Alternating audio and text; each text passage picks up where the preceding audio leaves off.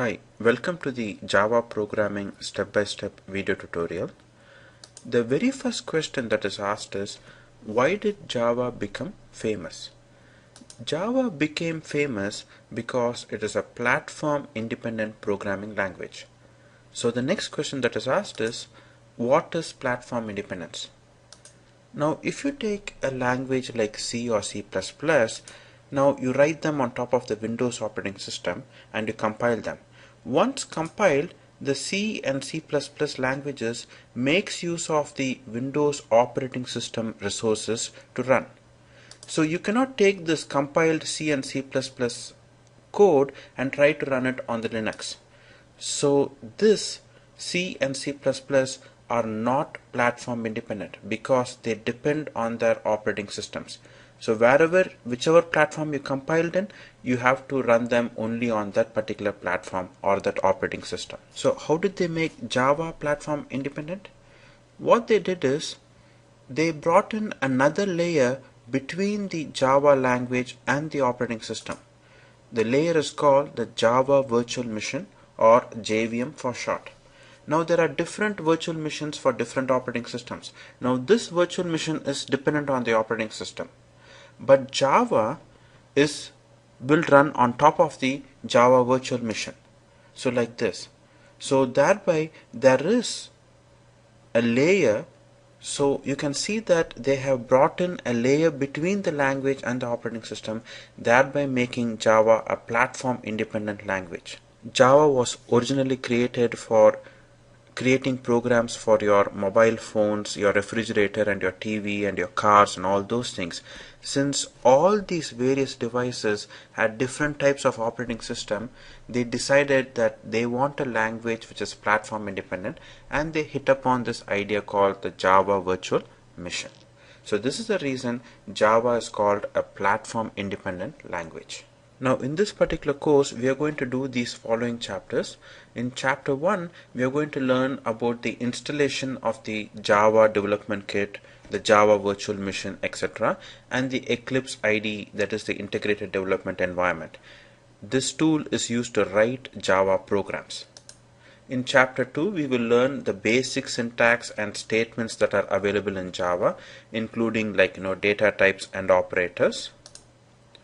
Then we will do like a few exercises and then a small review of all the topics we had done in chapter 1. In chapter 3 we are going to learn about the class and object. We are going to learn the various, how to write a method. We are going to learn how to write a method, the method signature, and constructors. In chapter 4 we are going to be introduced to the object-oriented programming concepts, especially what makes a language object-oriented programming language. We are also going to learn about encapsulation and data hiding and polymorphism and overloading. Now with all the concepts we had learned till chapter 4, we are going to do a small sample project using the Java programming language. Then we will do a quick review of all the topics. In chapter 6 we are going to learn about inheritance, that is we are going to learn about abstract classes, interfaces, and like the super keyword and the concept of overriding. In chapter 7 we will be introduced to collections, that is list, array list, hash map, and generics. And then we will have a quick review of all the topics we did till then. In chapter 8 we will look at various types of exceptions, that is try, catch, finally, and throws. Chapter 9 we will look at the final keyword, the static keyword, and variable arguments, and then we will finish off this entire course with a final review. Chapter 1 we will learn how to install Java and Eclipse IDE. To install Java you need to install something called the Java Development Kit, JDK. It will install the compiler, virtual machine, and related files. Now you can write Java programs in Notepad, but it will be very difficult to program. You need to remember syntax, etc., and if there are any issues you need to know how to go catch those issues. So the industry uses a free tool like Eclipse and NetBeans, etc. We will use Eclipse, and we will take a look at it very soon. So we need to install the Java Development Kit and Eclipse IDE. So to install Java, go to Google and type in Java JDK download. So it will take you to like a site called Java SE Downloads or something. Click on it. Now here you can see that you can go to the latest version, that is Java Standard Edition 7. You can see that this is the JDK and this is the Java runtime environment. If you install JDK, it will install JRE too, so you don't have to worry about it. So just click on download here for the JDK. Once you click on download, it will tell you, like, it will ask you what kind of operating system do you have. You accept the license agreement, and then you decide whether you have a 64-bit or a 32-bit. If you have a 32-bit operating system, then you select this. If you have a 64-bit, select this. To find out what kind of operating system you have, you can right click on My Computer, or if you have Windows 7, you can right click here on this computer, click on Properties, and here you can see that the system type is 64-bit. If you have XP or Vista, just right click on My Computer and click on Properties. You will be able to see how many bits is your operating system. Now I have like a 64-bit operating system, Windows 64-bit. So here I'm going to click on this and then save this particular file. Now after saving your file, double click on the file and open it. This is likely to take some time. The wizard is pretty simple and straightforward. You can just click next, go through everything. It will install it in program files, Java JDK 1.7. If you want to change it, you can change it, but I suggest you leave it as it is. Click next. So here you can see that the development kit has been successfully installed. Now once you have installed the Java development kit, you can install the Eclipse IDE, that is the integrated development environment, which will make writing your Java programs easy. So in Google you can search for Eclipse IDE, and then it will take you to this particular website. You can go to downloads, and over here you can download either like Eclipse IDE for Java developers, or you can download Eclipse IDE for Java Enterprise Edition developers. The difference between these two are, like, basically if you are going to learn about Hibernate, if you are going to learn about JSP servlets and Spring and all those things, then it is better you go for this Eclipse IDE for Java Enterprise Edition developers. But if you're going to pretty much stick with Java, basic Java, then Eclipse IDE for Java developers is more than enough. Or you can download the classic Eclipse also. So you can either download the 32-bit or the 64-bit.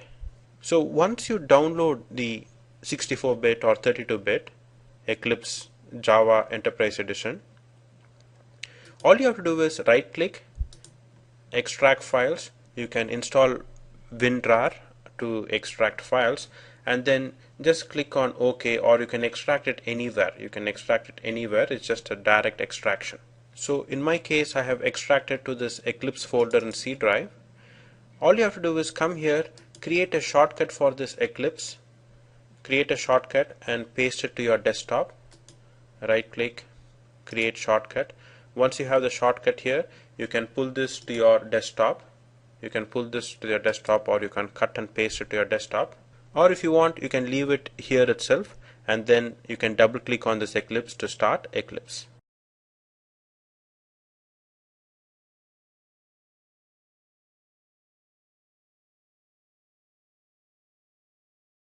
In chapter 2, we are going to learn the Java syntax by writing some small Java programs.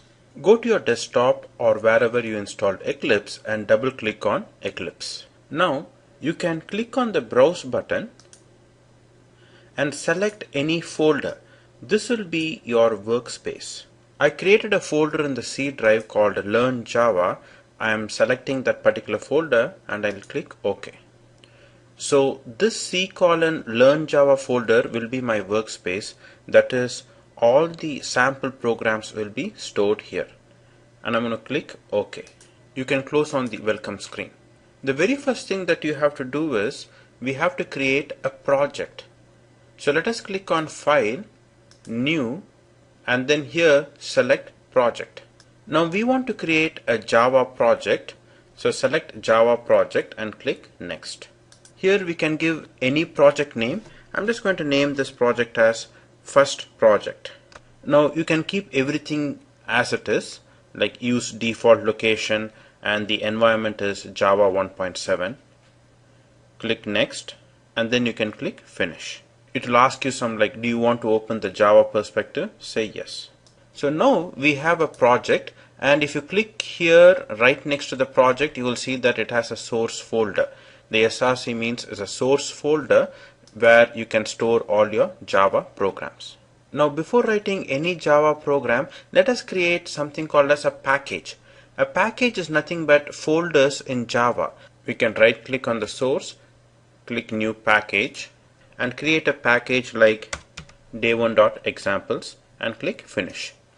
Now these packages are nothing but folders in Java. If you want to see the folder structure, you can go to the C drive that Learn Java workspace. You can go to the C drive Learn Java workspace, and you can see that project name first project, and under which we see that source folder, and under which you will see this day1 folder, and under which you will see the examples folder. So you can see that the packages that we created there basically created folders for us in the C drive. So once we have created a package, let us create a small Java program. So let us right click on a package, click on new class. Now don't worry about what a class is, we will learn that very soon, but for now remember, if you want to write any Java program, you need to create something called as a class. And let us call this class my first class. Now remember, while creating the class name, you need to use a capital letter. The class name starts with a capital letter, and then the subsequent words will also have to be capital letters. For example, my M is capital, and then first class F is capital and C is capital. There should be no space between these particular words. It should be one word. Also, click on this public static void main. Of course, you will learn very soon about the use of all these things, but for now, just remember to create a class and then select public static void main, click finish. Now I want to increase the font size in Eclipse so that everyone can see clearly. To increase the font size, click on Windows Preferences, type in font, select colors and font, basic, text font, click edit, and here you can select a size and click OK. Now before writing any program, we have to learn how to write comments. Comments are useful in describing a particular program. For example, I want to say that I am planning to learn Java, so I want to write a comment. So let me delete these things. Now to write a multi-line comment, all you have to do is put the slash sign, asterisk, press enter. This will be a multi-line comment like this. Now I can write some kind of a description about this particular program. So here you can see that I have written some kind of a comment. Now this is an example of a multi-line comment. For a single line comment, you need to have 2 slashes. So here you can see that I have like 2 slashes and my first statement. It is a comment. You can write a comment anywhere in a class. It is not going to affect your program. Now if you want to print something to the console, the syntax is system dot. Now remember, the system keyword should start with a capital S, and when you put this particular dot, you should get some kind of a pop-up. This pop-up shows that this particular word you have typed it correctly. System dot out dot println. Then you open the parenthesis and double quotes, and within the double quotes you can type anything you want, like say hello world. Now this is the syntax to print something to the console in Java. System.out.println, and system starts with a capital S, and within double quotes you can type in anything you want. Now you can save this particular program by clicking on the save button here, and to run this program, that is compile and run this program, you can right click here anywhere in the screen, click on run as, and then click on Java application. Now you can see that the hello world has been printed here to the console.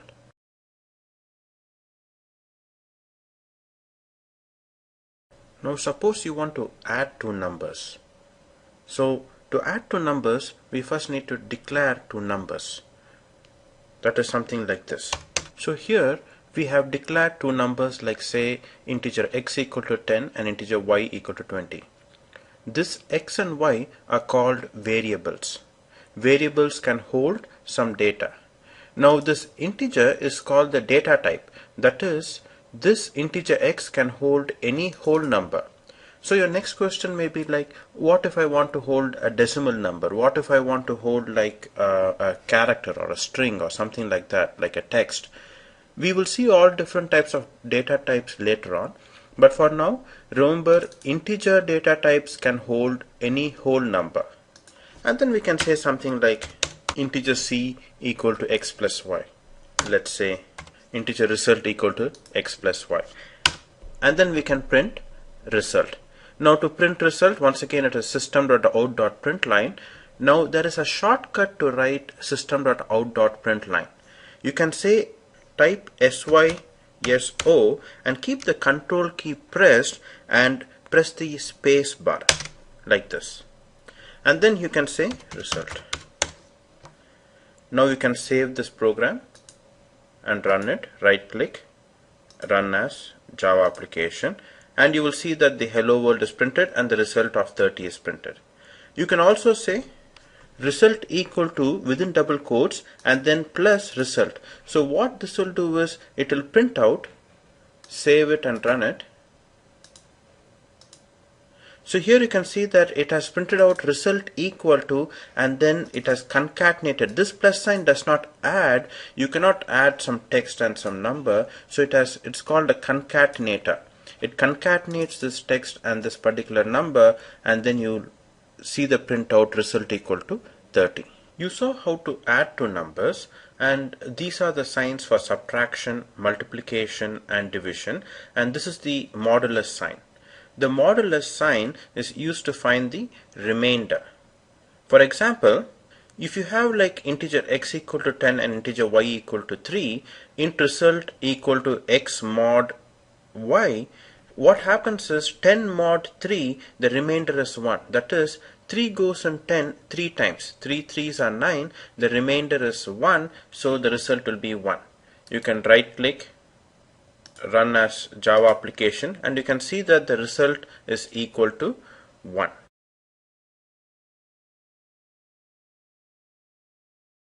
Next, let us take a look at the if statement.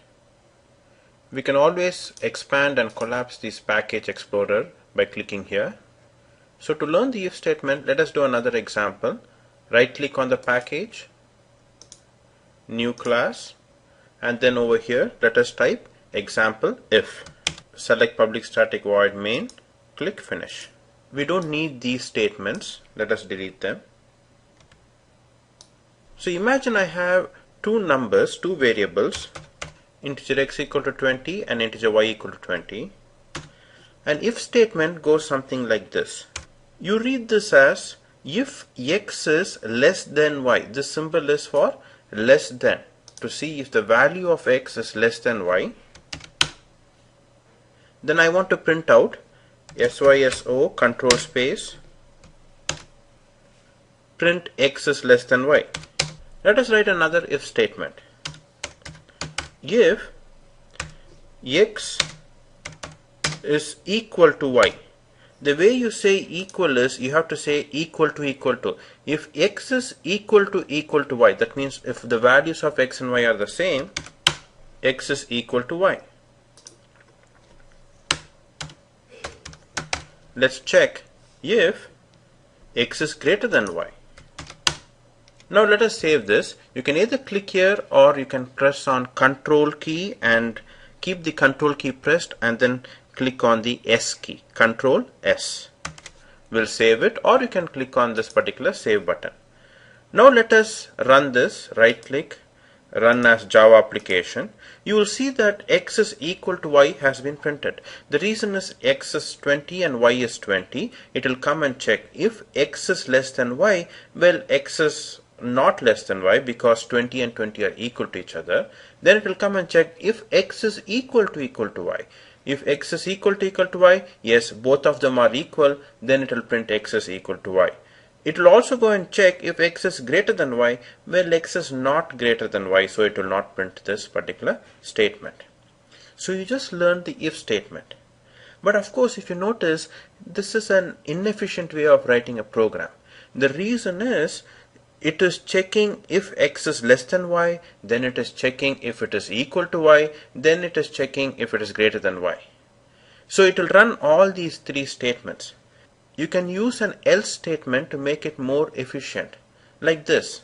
You can say, if x is less than y, system.out.println x is less than y, else if x is equal to y, system.out.println x is equal to y, else if x is greater than y, then system.out.println x is greater than y.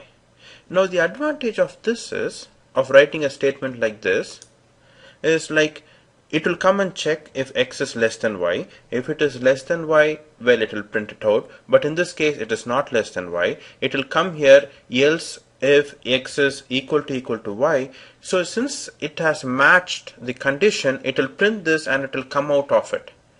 It will not go check else statement, because only if this fails, it will go to the next else statement. So you are saving that fraction of a second for the compiler. So let us save and run this. So you can see that you get the same answer, but then the compiler did not check this particular condition. And for the last condition, you really don't have to use this if statement. You can simply say like else system.out.println x must be greater than y. The reason is, so here you can see if x is less than y, else if x is equal to y, print this. Else, well, I'm sure if it is not less than y and if it is not equal to y, it should be greater than y. Save and run this. You'll get the same answer. As a new Java programmer, one of the most confusing things is the small issues like when to put the semicolon, when not to put the semicolon, when to use this curly braces and when not to use the curly braces, etc. Remember, these things you will know by experience. But for a general rule, any complete statement will end with a semicolon. For example, you see that int x equal to 20 is a complete statement.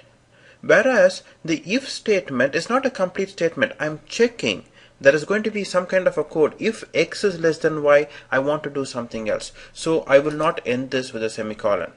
This is like some kind of a main method, so I cannot end this with a semicolon.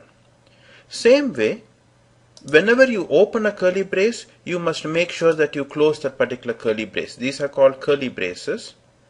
You can always check if a curly brace is closed by clicking on a curly brace, and you will see a small square box here on top of the one which is open. Same way, if I click on this, I will see a square box here, so that you can make sure that every open curly brace is closed. Same thing goes for if I click on a curly brace over here, the closing curly brace is shown. And these are called parentheses. You will get more used to these syntaxes as and when we go on. This system.out.println is a statement on its own. This less than symbol here is called a relational operator. These are relational operators. You may be wondering, what are the other relational operators? Well, there are a few other relational operators.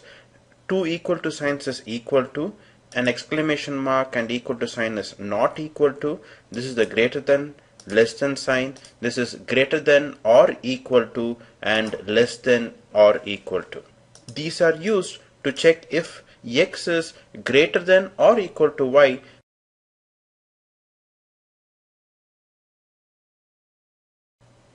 Next, let us learn how to do a for loop. Let us create a class called example for.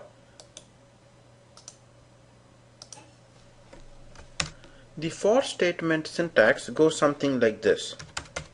For int I equal to 0, semicolon, I less than or equal to 10 semicolon I plus plus, all these within parentheses, then open curly braces, press enter, it will automatically do the closing curly braces, and here let us print out I. A for statement, you can see that has three parts. The initial value, that is int I equal to 0, the condition, that is loop through this as long as I is less than 10, and then the incrementer or decrementer of y. So the very first time the value of I has been declared as 0. So it will come here and it will check, is I less than 10 or less than or equal to 10? Yes, 0 is less than or equal to 10, so it will come here and it will print whatever, it will execute whatever is there within these curly braces. So it will print out system.out.println I equal to 0. Then once again it will go into this particular for statement. Now when it goes here for the next time, you can see that it reads this I plus plus. That means the value of I has been incremented by 1. I plus plus is nothing but I equal to I plus 1. Writing I plus plus is a short form of writing something like this, I equal to I plus 1. If you want, you can say I equal to I plus 1 right here. So it will start printing out like 0, 1, 2, 3, it will keep incrementing I till I's value reaches 10. When it reaches 10, what will happen is, yes, I's value is 10, so 10 is less than or equal to 10. Yes, it is equal to 10, it will print 10, but next time it comes, I's value will be 11, but 11 is not less than or equal to 10, so what will happen is it will come out of the loop. So in this case, it will print from 0 to 10. So let us save this and run this. Right click, run as Java application. You can see that I can increment, I'll expand the screen. You can see that I's value has been printed from 0 to 10. I equal to 0 to 10. If you want to print from 0 to 9, all you have to do is remove the equal to sign and then run this. You can see that I's value has been printed from 0 to 9. You may be wondering, like, is there any other symbol like this plus plus sign? Is there anything else I should know? You can either use a plus plus sign, which is like will increment the value, or you can use a minus minus sign to decrement the value. Let us try using the minus minus sign. Let us put the initial value of I as 10, and we will check. We will print till I is greater than 0, and then we will say I minus minus. Let us save this and run this. So here you can see that it started out printing I equal to 10, and then it kept reducing the value of I by 1 till I became 1. Since 1 is greater than 0, it printed it, but 1 minus minus is 0. So once I reached 0, it came out of this loop.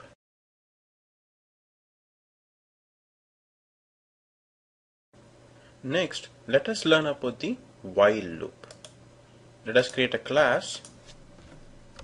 So we have a class called example while. Let us have some integer x equal to minus 10. The while syntax goes something like this. While x is less than or equal to 0, curly braces, print x. So here you have integer x equal to minus 10. While x is less than or equal to 0, well, minus 10 is less than or equal to 0, print x, and then increment the value of x. We can increment the value of x by saying x plus plus, which is nothing but x equal to x plus 1. Now let us run this, save. So if you look at the result, x started at minus 10, and then like, is minus 10 less than or equal to 0? Yes, it is less than or equal to 0. So print out x equal to minus 10. Then it will come and increment the value of x by 1. So minus 10 plus 1 is equal to minus 9. So is minus 9. It will go back here. Is minus 9 less than 0? Yes, it is. It will print out x equal to minus 9. So it keeps printing out till x reaches the value of 0. Is 0 less than or equal to 0? Yes, it is equal to 0, so it will print out 0, but 0 plus 1 is equal to 1. 1 is not less than 0, so it will come out of the loop. So this is what you call a while loop. Now there are different ways to increment the value of x. You can either say x plus plus as you have written here, or let me comment this and type x equal to x plus 1. This is another way of incrementing the value of x. This will also work the same. Let us save and run this. You can see that there is no difference. And there is another way of writing this too.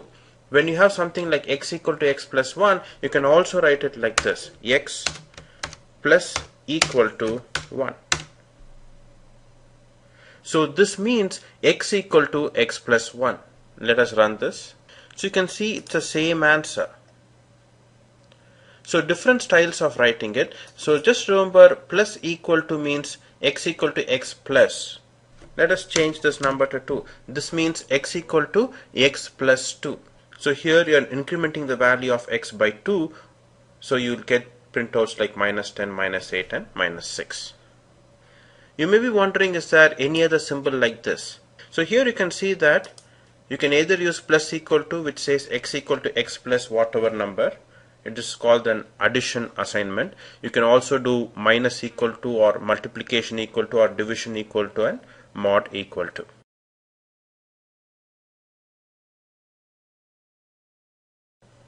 Next, let us learn about the do while statement.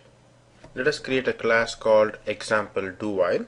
Let us declare some integer x equal to 10.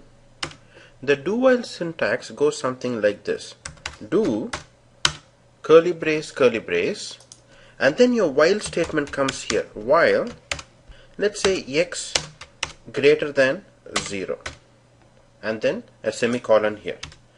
And inside these curly braces, I want to print out x, and I will reduce the value of x. So let us run this and see how this works. So here you can notice, when I run this, it starts printing out x equal to 10, that is x equal to 10, do, and then it will come in here and it will print out x equal to 10. X minus minus will reduce the value of 10 by 1, that is 9. It will check, is 9 greater than 0? Yes, 9 is greater than 0, so it will come back to the loop and it will print out x equal to 9, and then it will come here, reduce the value of 9 by 1. It will come and check if 8 is greater than 0. Yes, it will go back here and print out 8, so on and so forth. So it will print till x equal to 1, and then x minus minus of 1 is 0. Is 0 greater than 0? No, it will come out of the loop. So this do while is very similar to the while loop. Do not forget to put the semicolon right here. So what is the difference between while loop and do while loop? Well, for a while loop, you can see that it first checks for the condition. It checks if x is less than or equal to 0, and then it goes and prints it. Whereas for do while, it will first print the statement, it will do all the work, and then it will check for the condition. So the main difference is the do while statement will run at least once. For example, if x is equal to minus 10 here, even though minus 10 is not greater than 0, this statement will still run. It will still print out x until minus x by 1. So when I run this, you can see that I have x equal to minus 10 printed out. So even if this while condition is false. Whereas for a while statement, if I make this 10, it will not print this even once. You can see that, well, 10 is not less than 0, so it will not print here. So do while statement executes the block of code at least once.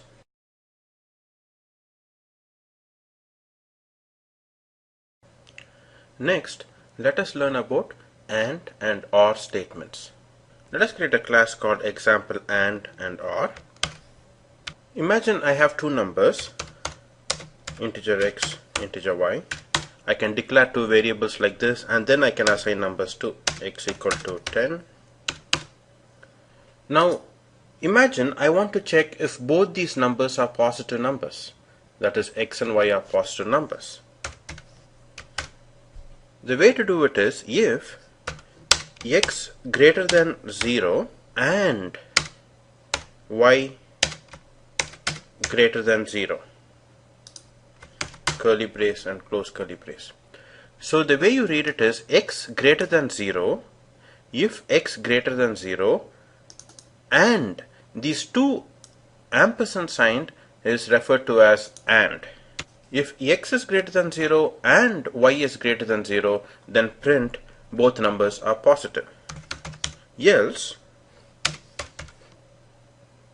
if check if at least one of them is positive number, that is if x is greater than 0 or y is greater than 0. The way to write it is the OR symbol is the two pipe symbol. You can find this pipe symbol right above your enter key. You have to press the shift and the key above your enter key. So you read this as else if x is greater than 0 or y is greater than 0.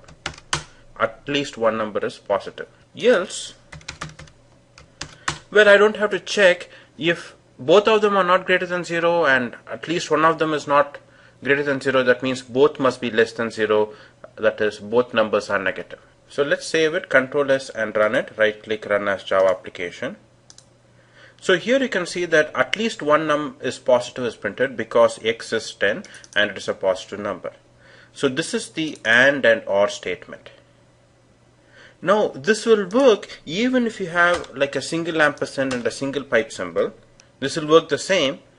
So what is the difference between this single ampersand and double ampersand is, this double ampersand is called a shorthand. Now what is a shorthand is, imagine I have x as minus 10 and y as positive 10. Now it will come here and will check if x is greater than 0. Well, is x greater than 0? No, it is not greater than 0.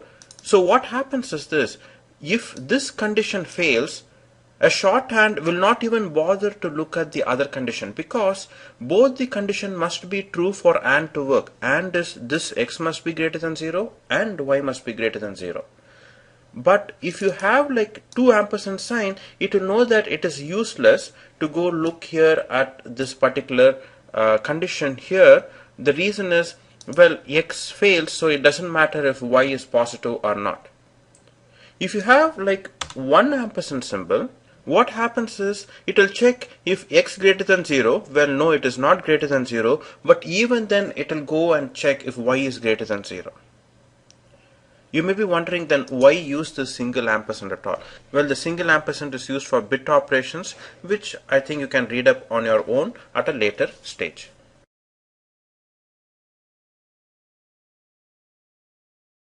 Next, let us take a look at the switch case statement. So let us create a new class. So imagine I have a variable like j equal to 2. The switch case statement is written like this. Switch within parenthesis j, curly braces, close curly braces. Then you create various cases like this.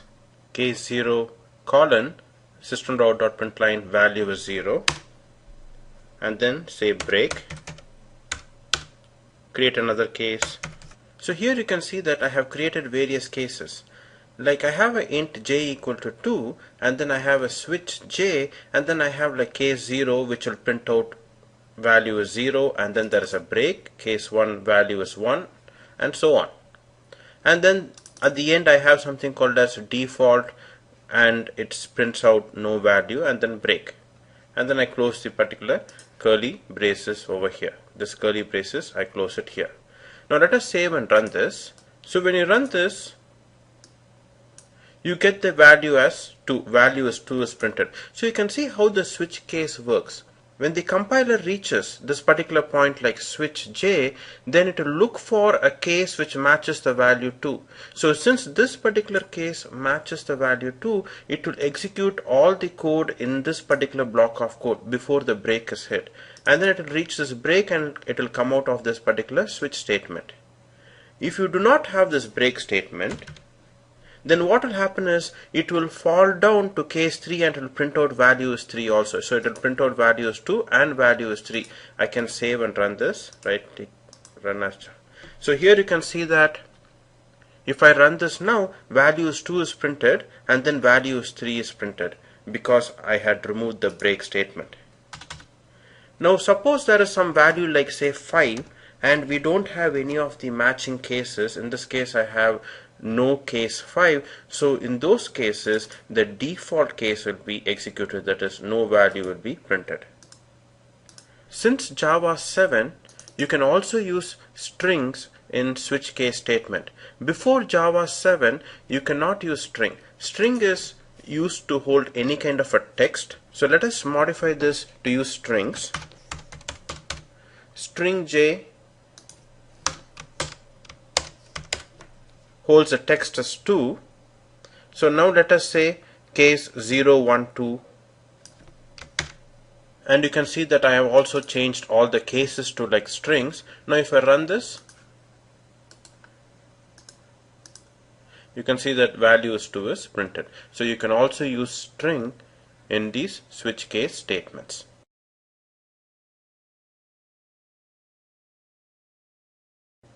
Next, let us take a look at arrays. So here I have a new class called example arrays. Now what are arrays? Imagine I want to store a bunch of data. I can store data like this. So here I'm storing some data, that is integer a equal to 10, integer b equal to 20. I'm also declaring like variables like c, d and e, and I'm storing c as 30, d as 40, e as 50. Like I can have them in one line, I can have them in multiple lines, it doesn't matter. So I can store a bunch of numbers like this, but this doesn't look like an efficient way of storing numbers. I want to store 5 numbers. This doesn't look like an efficient way, and I'm likely to run out of variable names too. So another way to do it, maybe I can do the same thing like this. So let me comment out this block of code. To comment out this block of code, you can just select it, click on source, and then say add block comment. So this whole thing will be like blocked. So here I have like int a1 equal to 10, a2 equal to 20. Like this I can declare all the numbers, but this still does not look efficient. So what is an efficient way of storing large amounts of data, uniform data?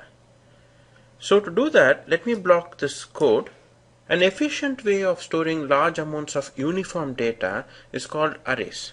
So if you want to store a large amount of data, the best way to store the data is, so here I have declared an array of a. So how you declare an integer array is you say integer square brackets a equal to all the numbers that you want to store in an array. Once you declare something like this, what happens is internally Java will create a boxes like this. Since we named the array a, it will label the boxes like this. So here you can see that we create an a array and it has 5 numbers. So Java internally will create 5 boxes, 1, 2, 3, 4, 5, and it will label the boxes as a of 0, a of 1, a of 2, a of 3, a of 4. This is read as a of 0, a of 1, and it will put those 5 numbers in these boxes. So this is an array, an efficient way of storing a bunch of homogeneous data. So if you want to access some data in this array, all you have to do is try to print out like say a of 2 and a of 4, it will print out 30 and 50. So let us print out something from the array. So here you can see that I am trying to print out a of 2 and then there is a space and then I am trying to print out a of 4. Remember, arrays always start at 0, so a of 2 will print out, this is a of 0, a of 1, a of 2, 30, and then a of 4 is 50. So let us save this and run this.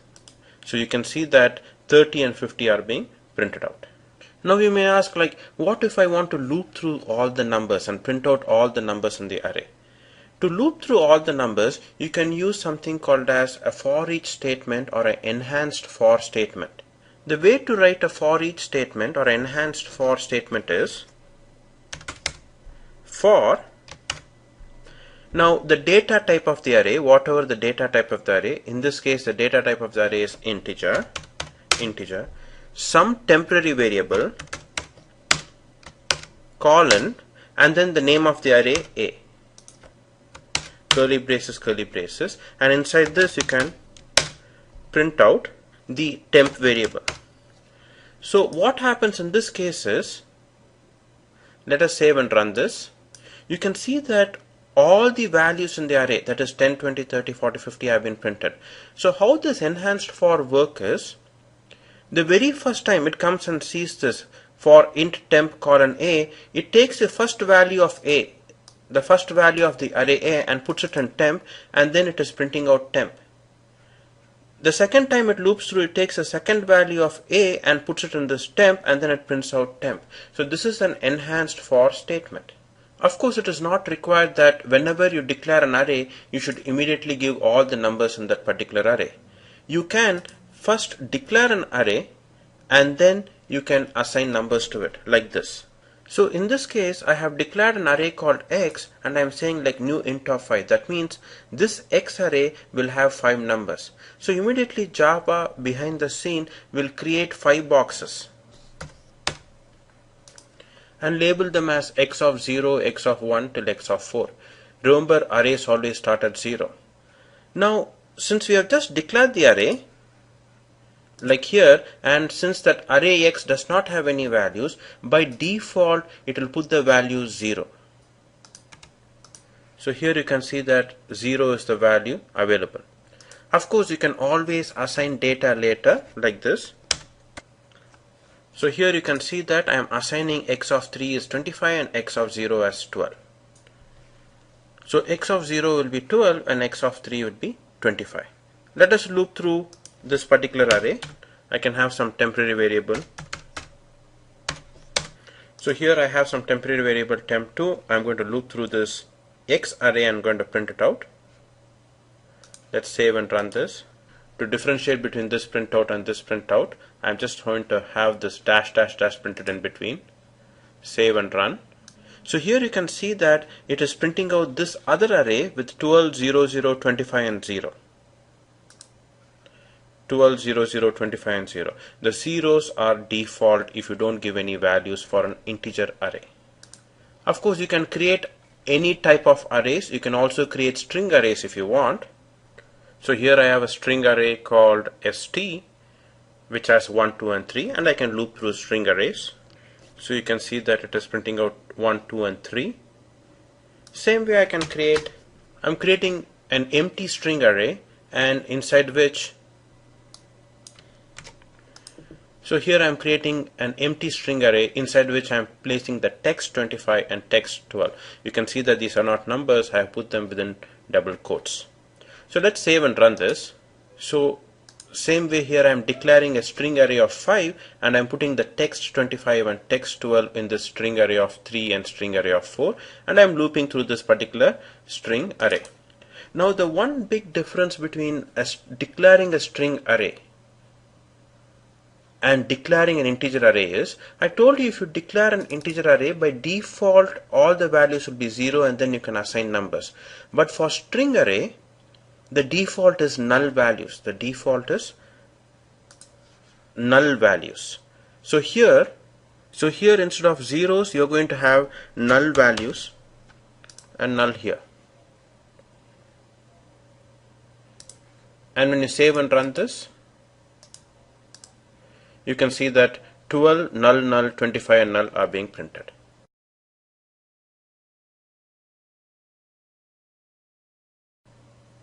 Next, let us take a look at a two-dimensional array. So here I have a class called example 2dim array. Now arrays need not be one dimension like this. That is, you have like one array of numbers. It can be two-dimensional. What does it mean by two-dimensional? Two-dimensional arrays are a kind of a matrix. So here you have like columns, column 0, column 1, column 2, and then rows, that is column row 0, row 1, row 2 and row 3. Two-dimensional arrays, you can label them. That is, here you have like a 2dim array of 0, 0, that is the 0 row and 0 column. This box is 0 row first column and 0 row second column. Here it is row 1 and 0 column, row 1 and 1 column. And in these boxes you can assign numbers, and this would become a two-dimensional array. So how do you go about declaring a two-dimensional array and assign values? You can declare a two-dimensional array like this: int 2 square brackets, like an array name 2dim, and then new int of how many rows do you want and how many columns you want. Here you can see that I want 4 rows and 3 columns. So what I did is I named the array as 2dim and I said 4 rows and 3 columns. 4 rows, 3 columns. Now to assign data to this array, I can assign it like this. So here you can see that I am assigning the second row first column as the number 10. So the second row first column will be assigned the value 10. So like this I can assign data to any of these boxes. I can also use 2 for loops to assign data automatically, like this. So here you can see that I have a loop within a loop. I have a for int I equal to 0, I less than 4, and then I plus plus, and inside this I have like for int j equal to 0, j less than 3, j plus plus.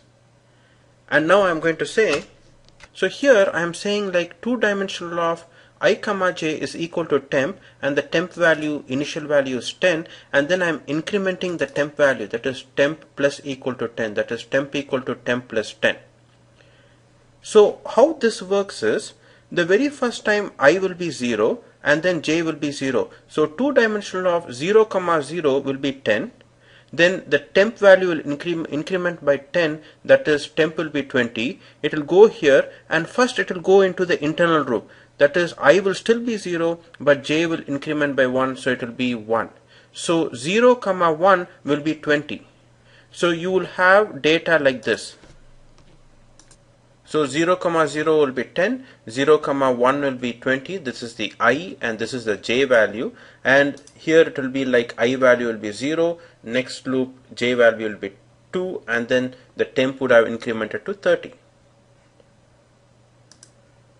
So once j reaches 2 and then it increments to 3, it will come out of this loop, it will go back to this for loop, and I value will now be 1.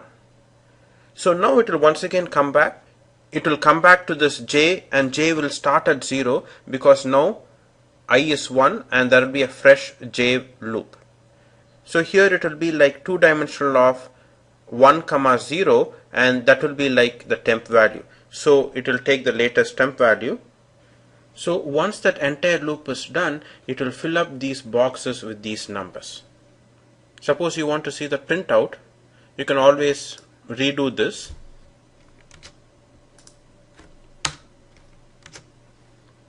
And here, instead of assigning data, let us print it out. So I'm going to print out the two-dimensional of I comma j, the two-dim of I and j, what we declared here. So if you run this, you can see that all the numbers are printed from 10 to 120. 10 to 120. Of course, you may feel like I don't want everything to be printed in one line. Can we print it like a matrix? Yes, you can. Remember, the print line will always print in a new line, but you can use the print statement. The print statement will print in the same line. So what I'm going to do is I'm going to say system.out.print, print the number, but then the print statement will keep printing without creating a new line. So every time j loop ends, I want to print a new line. So I'll print an empty line like this, system.out.print line, and then I just leave it. So now let's run this. So here you can see that it has printed like a matrix, just like what we have drawn. 10, 20, 30, 40, 50, 60, and so on. So this did not print in a new line. It printed the two-dimensional of 0, 0, then the space, that is 10, and then the next time 0 and 1, and then space. But once the j got over, before going back to I, it printed a new line. So it came here, and then it started printing 40, 50, and 60.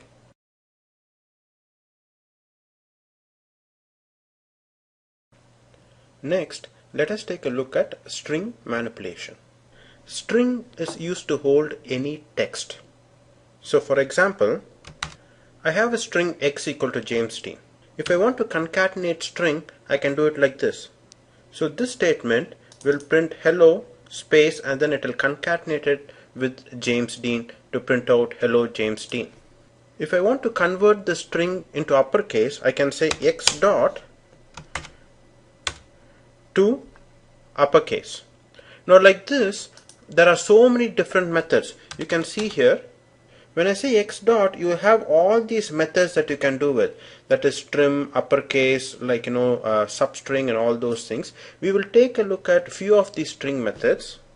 X dot to uppercase will convert that particular string into uppercase. So x dot substring of 2 will print everything from the second character. Now what is the second character? Remember, when you have string x equal to James Dean, we'll internally create an array of characters like this. So you have like James Dean, each in their own boxes, and it will label it as x of 0 to x of 9. So when you say x of substring of 2, it will take from the second character, that is x of 2, till the rest of the word. So mes space Dean will be printed. When you say x of substring of 2, 7, then what happens is it will print from the second character up to but not including 7. So it will print mes space and then D, up to but not including 7. So here you can see that mes space D has been printed. X dot caret 3 will print out the character at the third position, that is E will be printed. Now sometimes what happens is you may get a number as a string. For example, you have a string age equal to 37, which is basically a string, and then string salary equal to 78,965.83. Now if you have a number as a string, you cannot manipulate it. That is, if I want to divide age by 2, or if I want to multiply age by 2, I cannot do that. So how do I convert a string into a number? Well, we have a concept called wrapper classes.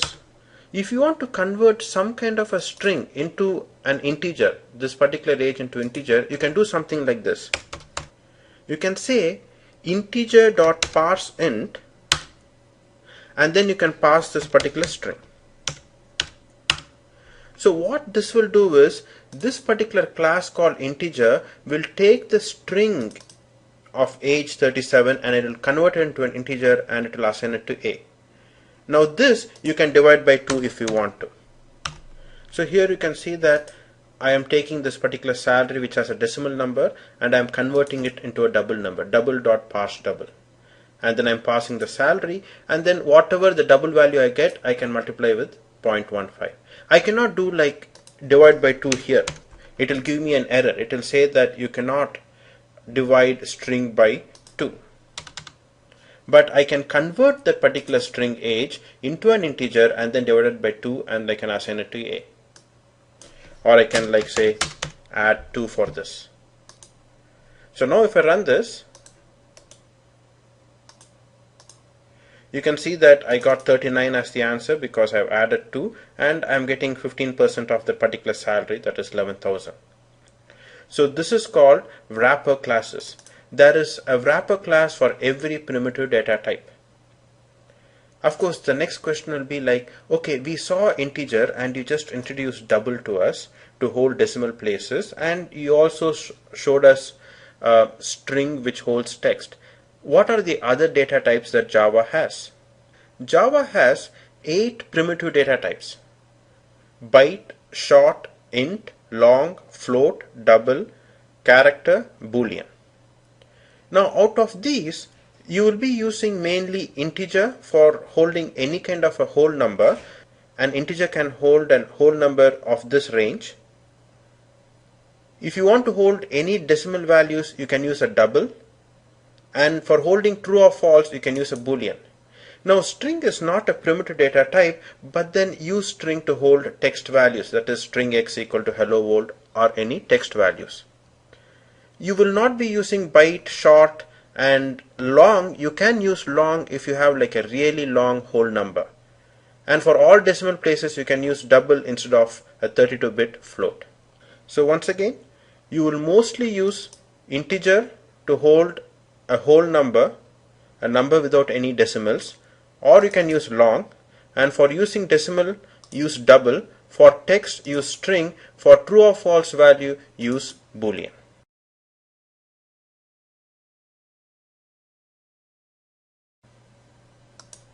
Let us do a quick review of all the concepts we have learned till now. Our very first example, we learned how to do a print statement. To print something to the console, you use system.out.println, and then you can put anything within double quotes and it will print it to the console. Same way we learned how to declare numbers like integer x equal to 10, and then we learned how to add numbers or like multiply or the mod. Mod is basically how many times does 3 go in 10. 3 goes in 10 3 times, so the remainder is 1, and the x mod y, it will print out the result as 1.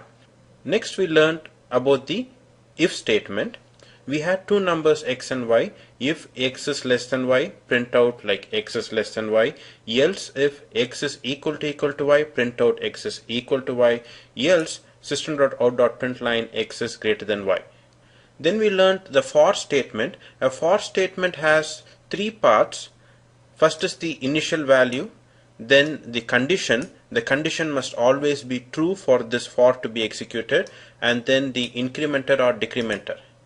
So in this case, I am going to print the initial value of I equal to 10. So it will check, is 10 greater than 0? Yes, it is greater than 0. Then it will go and print out I equal to 10. Then the next time it comes over, it will reduce the value of 10 by 1. I minus minus will decrease the value of 10 by 1. So this one will print from 10 up to 1 but not 0, because it will stop when it comes to 0. Then we saw the concept of while loop.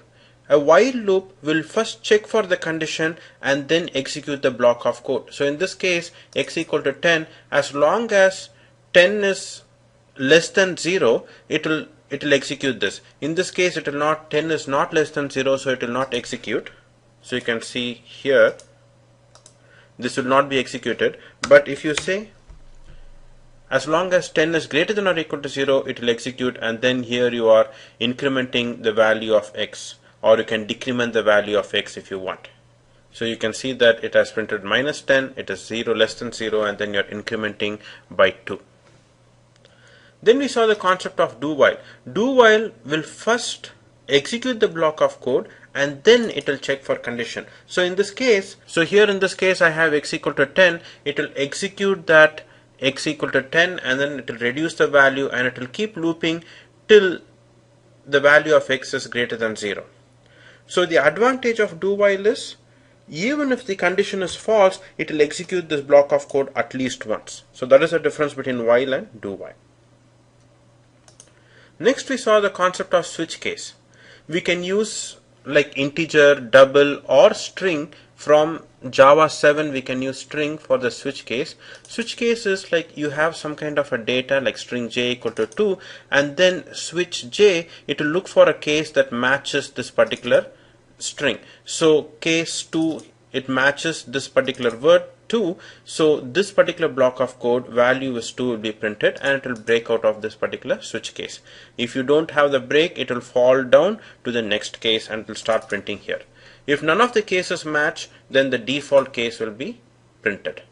Then we saw the concept of and or statement. That is, if you have like two conditions and both the conditions have to be true, that means you can use the and. That is, if x is greater than 0 and y is greater than 0, then print both numbers are positive. If either one have to be true, then use the or statement. That is, x is greater than 0 or y is greater than 0, then print out at least one number is positive. We also saw the concept of arrays. So basically, if you have like some kind of a data, same data, and you want to store them, you can use an array. So this is an integer array of a, so which will be used to store an array of integers. It will create boxes and it will put them as a of 0 to a of 4. and you can access those data by saying a of 2 and a of 4. If you want to loop through an array, you can use an enhanced for or a for each loop. You can say like the data type integer, put some temporary variable, colon the name of the array a, and then you can print out temp. You can also declare arrays and then assign values to those particular array boxes. If you don't assign some value, by default it will take 0. And same way you can loop through this particular array too. You can also create string arrays if you want. Here you are creating a string array, and of course while looping through a string array, the data type of this array is string. You put a temporary variable, colon the name of the array, and then it will print out temp. And same thing happens for, you can declare a string array and you can loop through those string array. Of course, if you don't assign any value to a particular box, by default for string array it will be null value. You can also create two-dimensional arrays. Two-dimensional array is a matrix, that is, it will have 4 rows and 3 columns, so you have like two-dimensional array. And you can assign data to two-dimensional arrays like this. You can say like row and column, and you can assign some data. You can use a loop within a loop to assign data or to print a two-dimensional array. Then we also saw the concept of strings, that is how to manipulate strings, how to concatenate strings, use some of the string methods, get the substring and find what are the characters. And we saw the concept of wrapper classes, that is, if you have some data, some number that is as a string, that comes to you as a string, then you can always convert that into a number so that you can manipulate that number.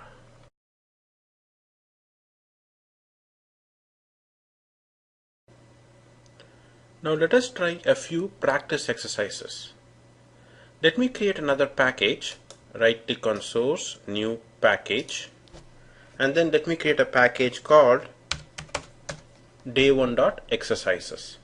And here I can create a new class called exercise A.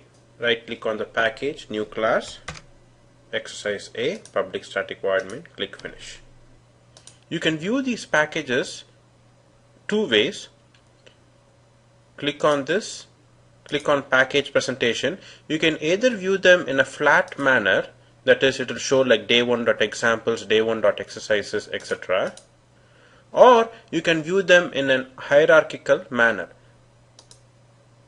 Click on package presentation and say hierarchical. So what happens is it will say like day 1, and within which it will show you all the packages and the methods or classes inside those particular packages.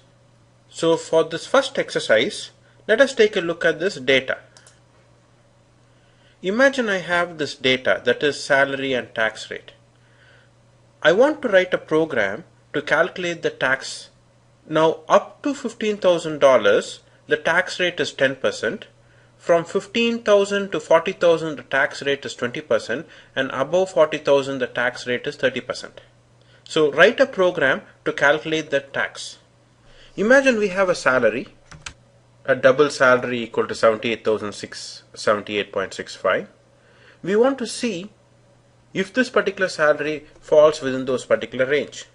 So let us have another variable called tax, and let us use a series of if statement to calculate the tax. So here you can see how we have solved the problem. We declared some kind of a variable called tax equal to 0.0, and then we are checking if the salary is less than 15,000 or less than or equal to 15,000, then calculate the tax as salary times 0.10, 10%. If the salary is less than or equal to 40,000, then calculate the salary at 20%, else calculate the salary, it must be, if it is not less than 15,000 and if it is not less than 40,000, it should be more than 40,000. So above 40,000, calculate the salary at 30% and print out the tax. So let us save and run this. So here in this case, it will calculate the salary at 30% of 78,000. Suppose I have like 10,000 as a salary, it will calculate it as 10%. You can see that 10% of 1,000, 10,000 is 1,000. If I say like 20,000 salary, it will calculate it at 20%. That is 4,000, which is 20% of 20,000. So we used a simple if-else statement to calculate the tax. For our next exercise, let us try to solve this problem. Imagine I have a string array called numbers, which basically has numbers but they are present as strings. That is, you have like 10 but it is within quotes, basically it is a string. Imagine I want to find the sum of all these numbers. Well, how do I go about solving it? Let me first declare a variable int total equal to 0, and let me try to loop through these numbers, loop through these string data.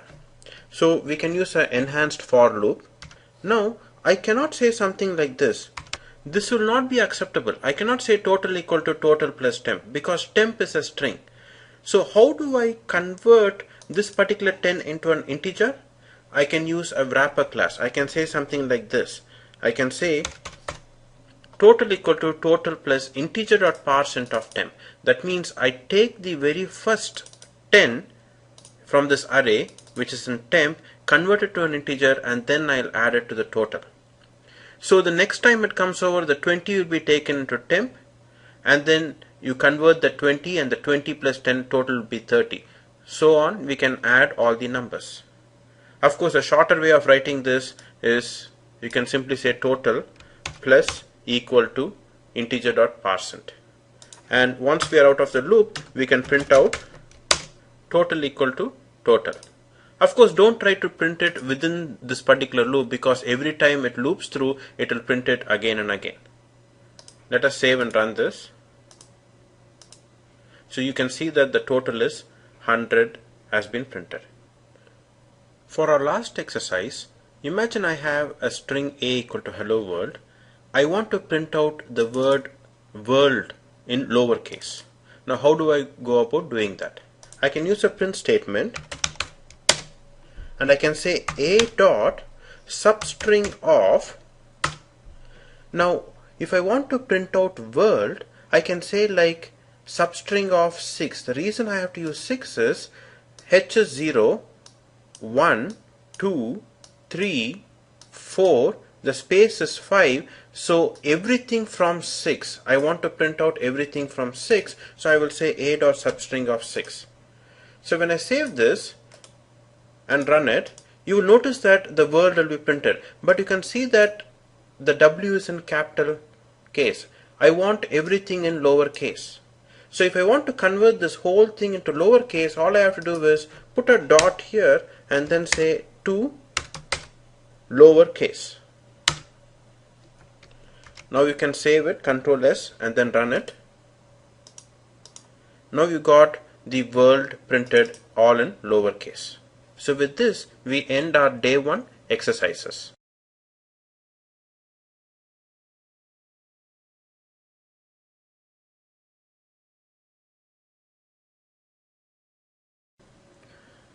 Next, let us take a look at the concept of class and object.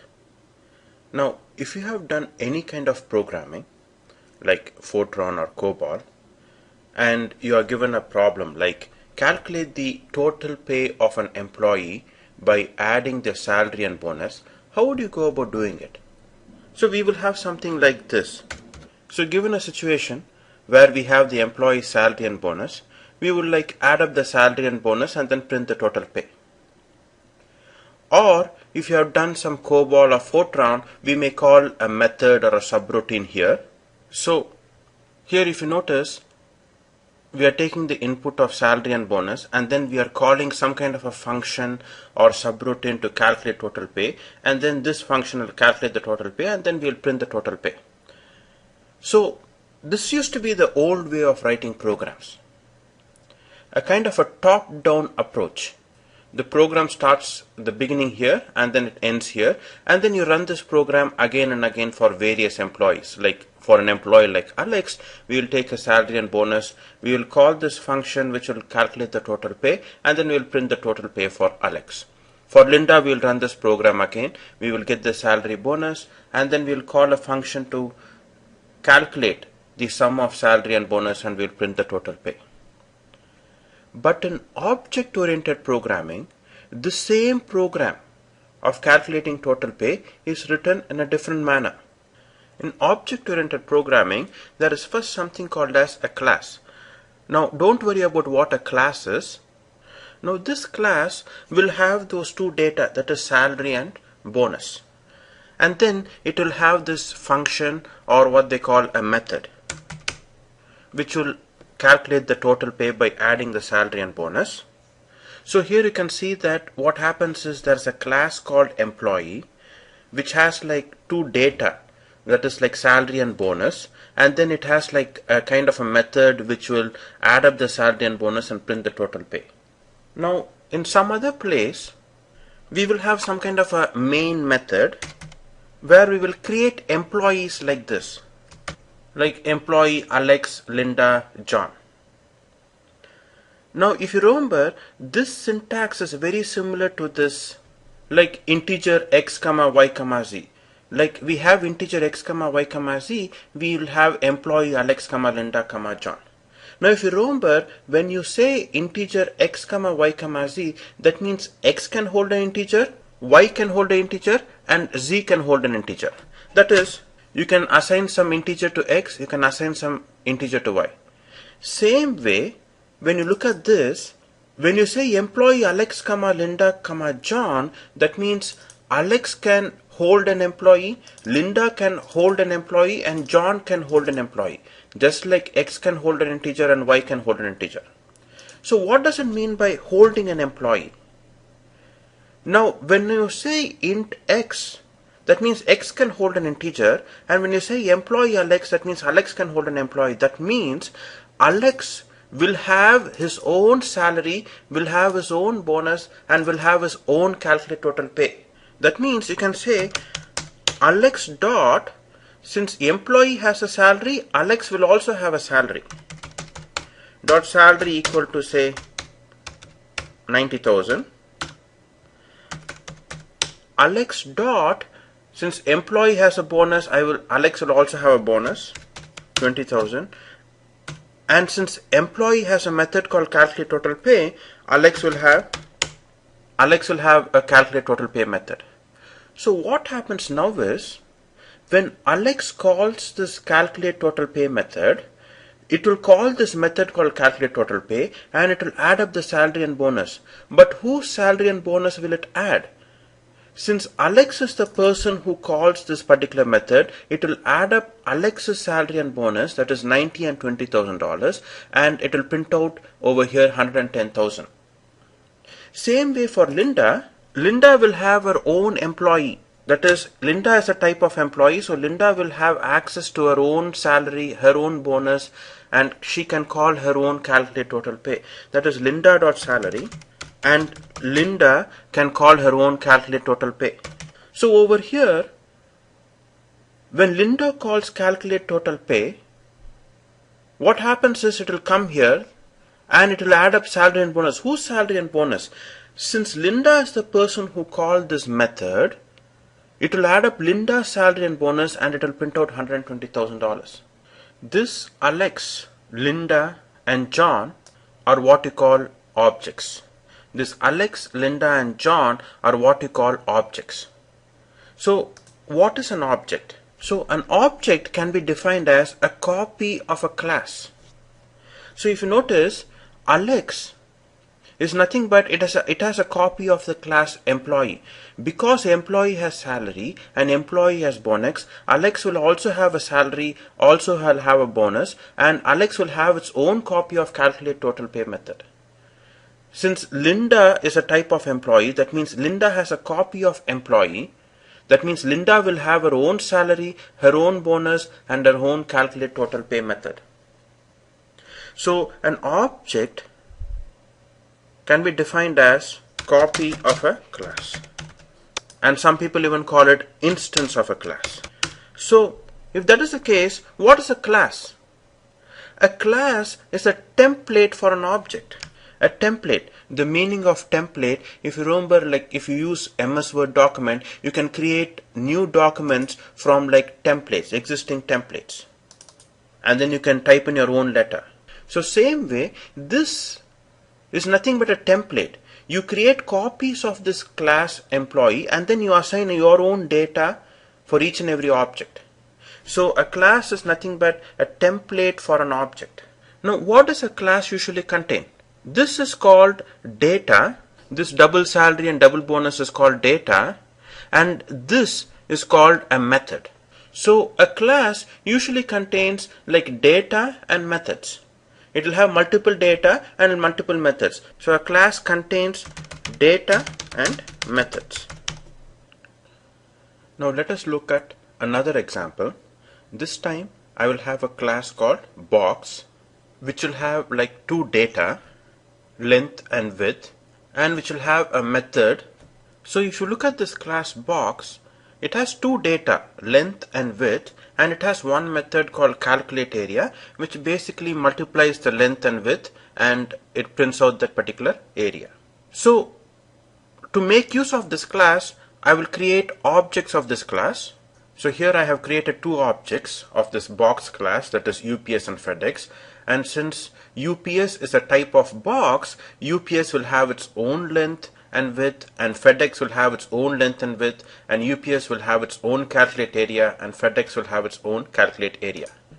So here you can see that UPS, since it is a type of box, UPS will have a length and I'm assigning 10, and UPS will have its width assigned as 5, and when UPS calls calculate area, it will multiply the length and width and it will print the area. But whose length and width will it call? Since UPS is the one which called this method, it will use UPS's length and UPS's width and it will print out 50.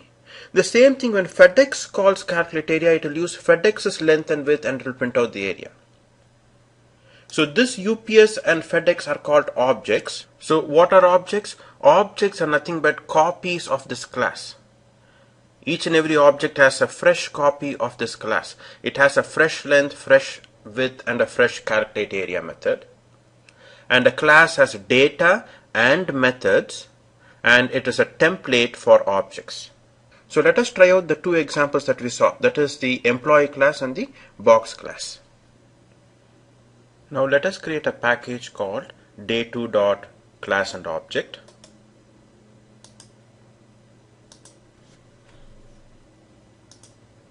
And in this, let us create a new class called employee. You need not check this public static void method. So in this class employee, we are going to have like a salary, bonus, and a calculate total pay method. So now if you see, I have this class called employee with salary and bonus, and then I have this method called calculate total pay, which adds up the salary and bonus and prints out total pay equal to the total pay. It is giving me some kind of an error. Now, to remove this particular error, you have to put this void in front of this method. Now, you may be asking me, what is this void? We will learn more about this void and return type later on, but for now, remember, this particular method is printing out something right here. It is not returning this any value. This method is not returning any value. So void means that this method is not sending any value anywhere else. It is just printing it out right here. Of course, we will see more uses of void later on. Let us save this class. And let us create another class in the same package, and we'll call this like test employee. And here, let us select public static void main.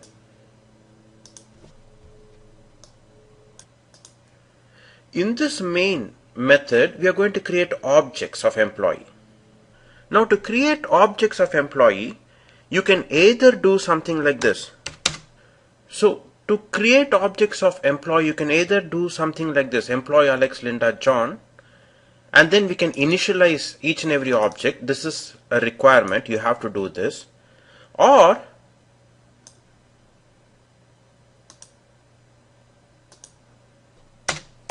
you can say employee Alex equal to new employee. So this new employee is required. You are initializing the object. So once you have created this employee objects, Alex, Linda, and John, you can assign the salary and bonus for each and every object and call the calculate total pay. You can say Alex dot, and here you will immediately see salary bonus. So that means this Alex object has a copy of salary, a fresh copy of salary that you can assign. Alex dot bonus equal to Alex dot calculate total pay. So when you say Alex dot, these things must come.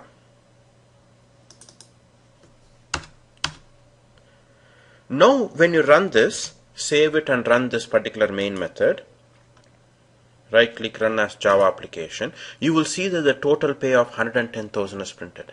Same thing goes for Linda. So Linda has her own salary, her own bonus, and Linda can call her own calculate total pay. And when you save and run it, you will get this Linda's total pay printed right here. So let us try out the other example, the box class, and create box objects. I'm going to right click on this package, new class.